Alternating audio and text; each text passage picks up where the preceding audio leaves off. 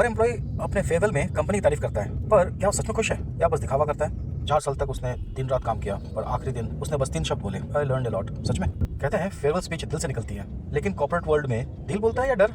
सोचिए, अगर कोई एम्प्लॉय अपने आखिरी दिन कंपनी के बारे में सच बोले तो क्या होगा? आज की कहानी वही सच दिखाएगी जो अक्सर छुपा रहता है। हर फेयरवेल स्पीच सुनने में स्वीट लगती है, लेकिन क्या कभी सोचा है एम्प्लॉय की मुस्कान के पीछे कितना दर्द छुपा होता है? चलिए आपको एक सच्ची कहानी सुनाते हैं।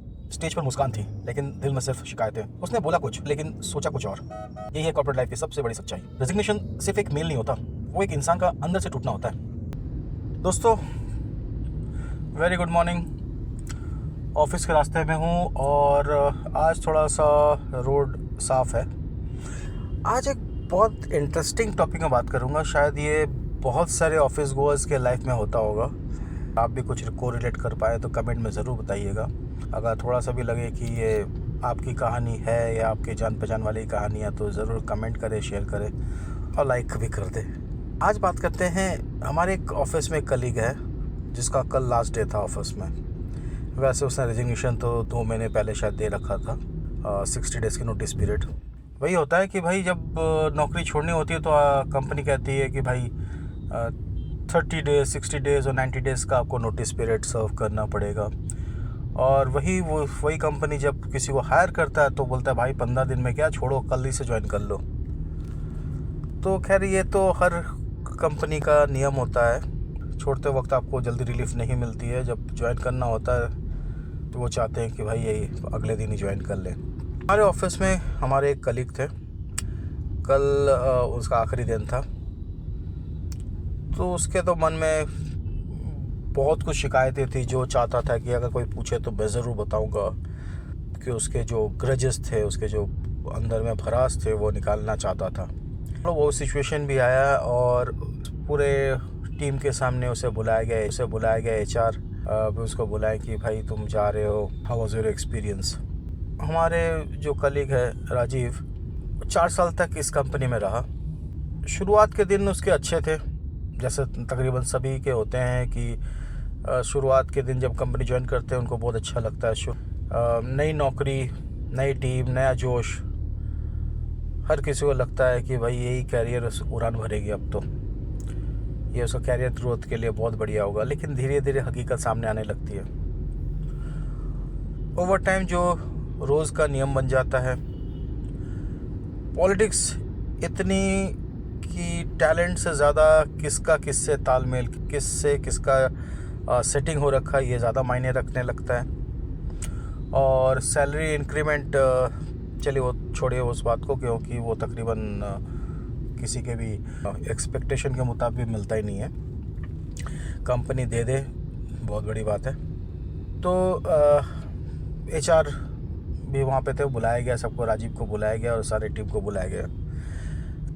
राजीव अंदर ही अंदर परेशान था। उसके दिमाग में बस यही चल रहा था, मुझे यहाँ से निकलना है वरना मेरी लाइफ रुक जाएगी। तो आखिरी दिन पूरे टीम ने उसे फेयरवेल देने के लिए बुलाया। HR ने मुस्कुराते हुए कहा, राजीव आप इतने साल हमारे साथ रहे, ज़रा कंपनी के प्रॉस एंड कॉन्स सबके सामने बताएं। कमरा शांत हो गया। सब लोग उम्मीद से राजीव की ओर देखने लगे। उसके मन में एक पल के लिए तूफान उठा। क्या मैं सच बोल दूं कि यहाँ ग्रोथ नहीं है? क्या मैं बोल दूं मैनेजर्स एम्प्लॉयज़ की सुनते ही नहीं है?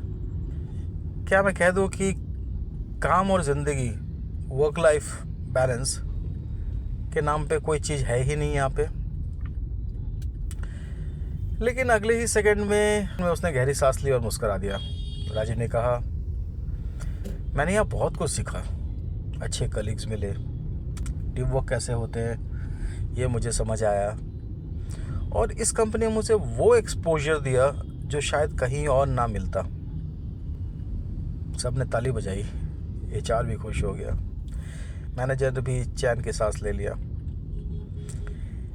लेकिन राजीव के अंदर का जो वॉइस होता है, ये तकरीबन हर किसी के साथ ही होता है। राजीव शायद मन ही मन सोचा होगा, ये हर कोई सोचता है, मैं यहाँ के कॉन्स बताऊंगा तो शायद कोई सीरियसली लेगा भी नहीं, लोग उसे नेगेटिव समझेंगे, बेहतर है कि चुप ही रहना है। आखिरकार जब छोड़ दिया, सब कहने से क्या फ़ायदा। ऐसे वक्त में एक एम्प्लॉय के मन में कैसा होता होगा, आप भी बताइएगा। शायद आपके भी जान पहचान में, आपने भी पुरानी कंपनी में छोड़े जब रिज़ाइन किए होंगे, तो शायद ये सिमिलर फेज़ एक एम्प्लॉय के मन में आता ही होगा। बाहर से मुस्कुराते हैं लेकिन अंदर से एक राहत, एक गुस्सा और एक निराशा, तीनों एक साथ होते हैं। वो कंपनी की अच्छाइयों की याद करता है पर बुराई को सिर्फ अंदर तक रखता है। उसके लिए आखिरी स्पीच एक फॉर्मेलिटी होती है, उसमें कोई सच्चाई नहीं होती। हमारे राजीव ने भी अपनी कहानी बार बार अच्छी बताई, उसका एक्सपीरियंस उन्होंने अच्छा बताया, मगर हम सबको लगता है कि अंदर से वो अपने आप को वादा किया होगा कि अगली जॉब में ये सब बर्दाश्त कभी नहीं करूँगा। तो किसी भी एम्प्लॉय के लिए ऑर्गेनाइजेशन छोड़ना सिर्फ जॉब चेंज नहीं होता, वो एक इमोशनल जर्नी भी होता है। बाहर सब पॉजिटिव बोलना प्रोफेशनलिज्म है, लेकिन अंदर की सच्चाई वही जानता है जो उसे जी चुका है। राजीव ने बोला, मैं यहाँ बहुत कुछ सीखा हूँ, अच्छे दोस्त बनाए, टीम वर्क समझा, और इस कंपनी ने मुझे वो एक्सपोजर दिया जो शायद कहीं और ना मिलता। राजीव के वर्ड सुनकर सबको लगा, देखो कितना पॉजिटिव इंसान है, लेकिन सच उस सामने बोला नहीं, उसके दिल में दबा लिया। इनर वॉइस जो होता है वो हमेशा ही बोलता है कि सच ये है कि मैं थक चुका हूँ, ग्रोथ की कमी, सुनने वाला कोई नहीं और एंडलेस काम। पर अगर आज ये सब कह दूँ तो क्या बदलेगा? लोग मुझे नेगेटिव कहेंगे।